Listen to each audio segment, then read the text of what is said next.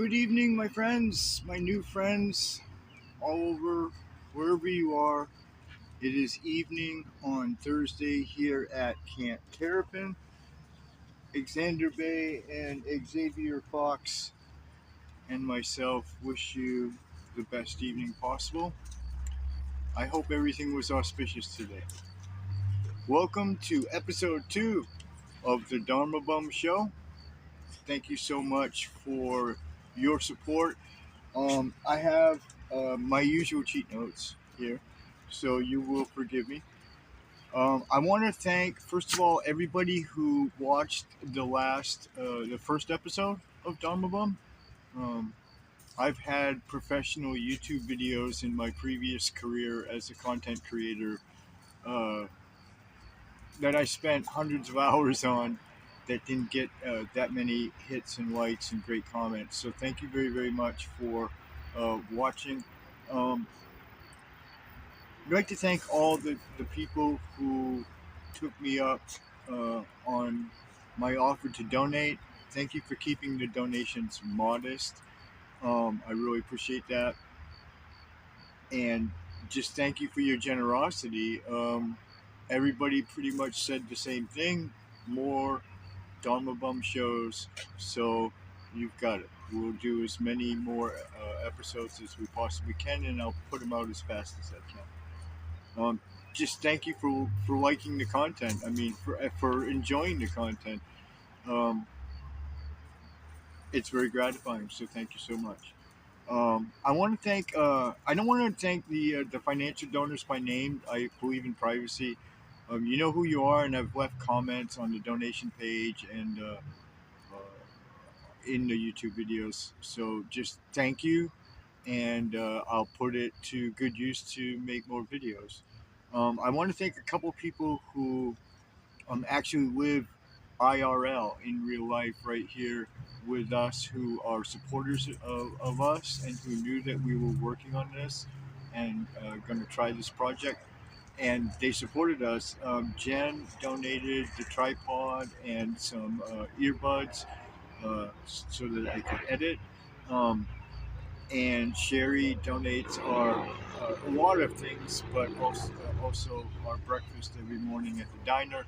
So thank you, Sherry. We'll be to see you tomorrow morning, and so thank you in advance for our breakfast again tomorrow.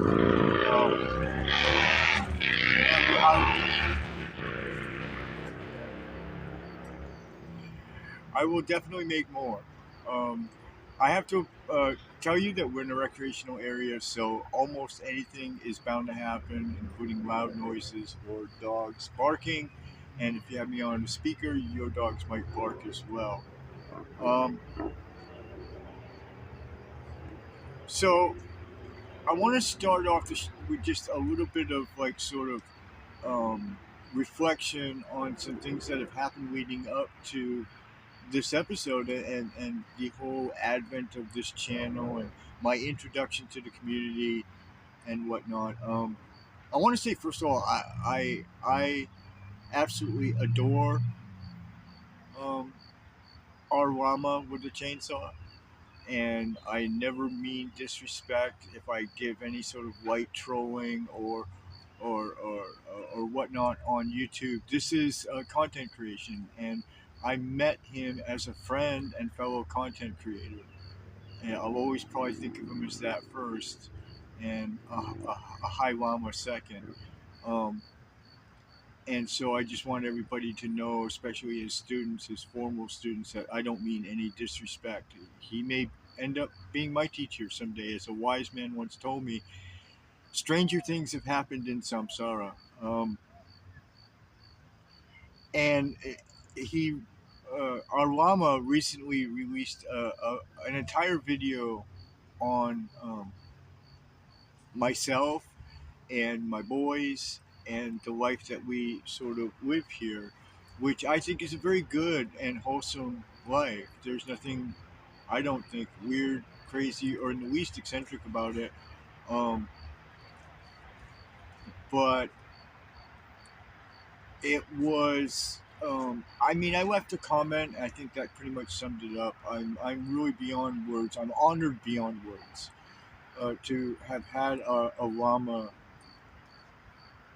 even spend 2 minutes of his countless thousands of lives to think of me in that way is again, I just don't know what to say except that I'll be making a on YouTube. It's all about payback, so I'm going to make a video about our Rama and let you know what I think of him. But I think that you know, community is hard to come by, friendship is hard to come by, teachers are hard to come by, and so when you have wonderful synchronicity and you stumble across something like that, then you really have to feel blessed. So, and I do, and so I'll be making a llama video because and see if I can make you blush as much as you made me blush. So one of the videos that our llama made that particularly appealed to me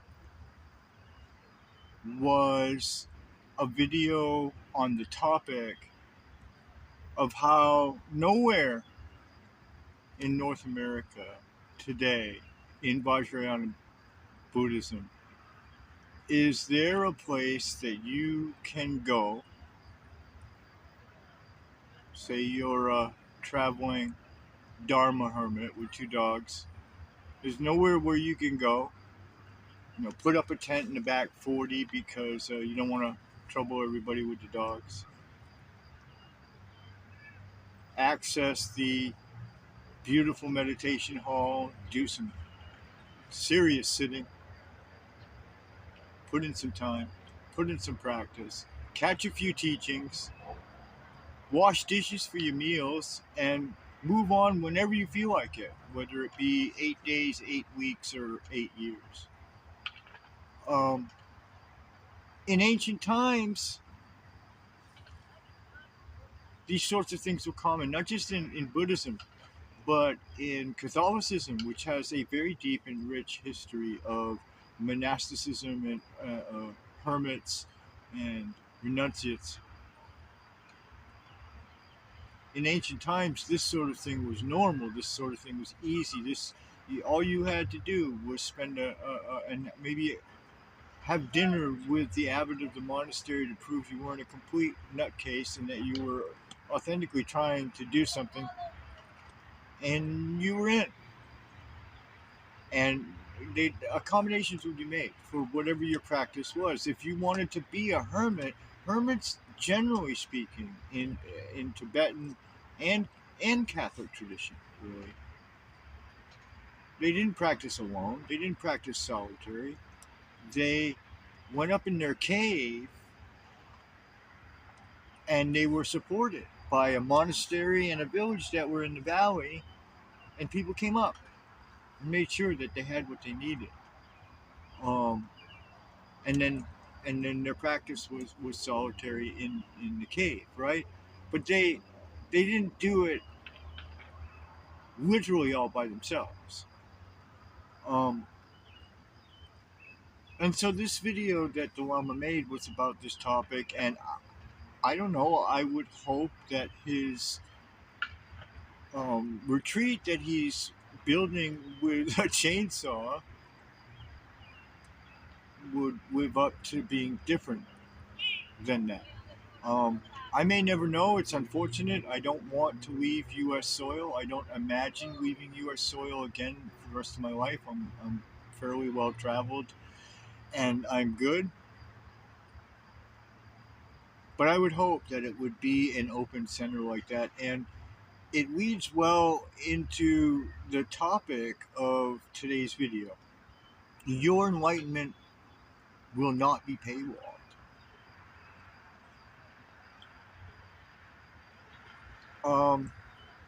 Here in North America, let me tell you a story. It's a true story, in a way. It's an amalgamation of a whole lot of little true stories that happened over a course of decades. But I'm going to tell you a story.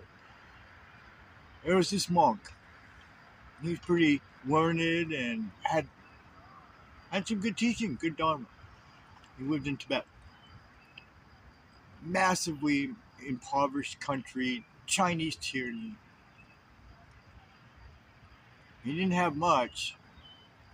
He tied up everything he owned in a little cloth sack and he headed out for India and freedom. Freedom to practice. He got to the Indian border, he crossed, clothes filthy, not a Tibetan penny to his name. And he's greeted by a huge to-do. Tibetan version of a ticker tape parade, right? And there in the midst of it all, it's Richard Gere.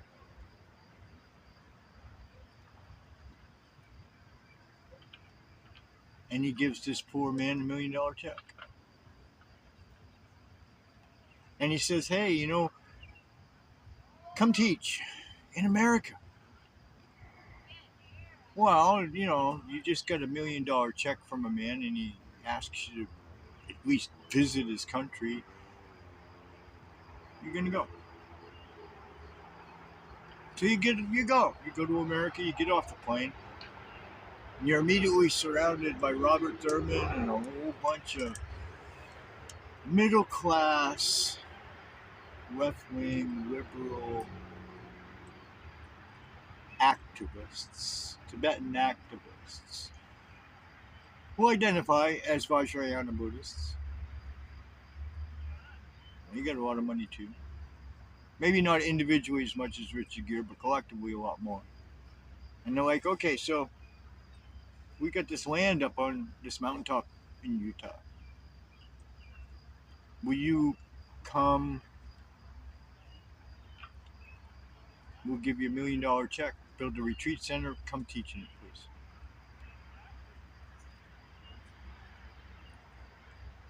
And they just paywalled that wow. Right? That's exactly what they did. And they knew they were doing it. This is the thing. At least, Richard Gere, I think, is just a useless fool. But I think that, in general, the people in America know they're doing it. It's a grifter, laissez-faire capitalist culture. We all know what it's about. We all know the hustle zone, right? And that's the hustle zone. Now, some of these lamas, to be fair, a few of them anyway, may not even realize what's being done in their name, so to speak. I don't know. I'm not enlightened. So I don't know what sort of access you have to worldly affairs when you're in the state of enlightenment. I don't know.